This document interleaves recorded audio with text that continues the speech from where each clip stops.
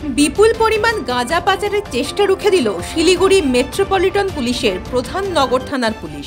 বুধবার রাতে গোপন সূত্রে পাওয়া তথ্যের ভিত্তিতে জাতীয় সড়কে নাকা তল্লাশি চালিয়ে প্রায় 20 কেজি গাঁজা সহ 2 যুবককে গ্রেপ্তার করা হয়।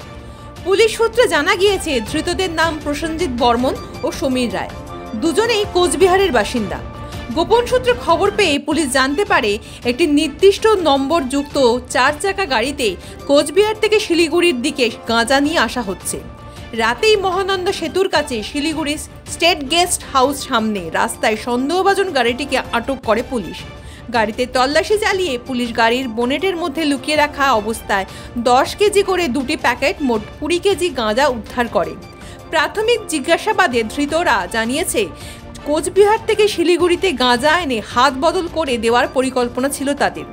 পুলিশ সূত্রে খবর, উদ্ধার হওয়া গাঁজার বাজার মূল্য কয়েক লক্ষ টাকা। ধৃতদের বিরুদ্ধে এনডিপিএস আইনে মামলা রুজু করা হয়েছে ও গোটা চক্র সম্পর্কে বিস্তারিত তথ্য জানার জন্য তদন্ত শুরু করেছে পুলিশ।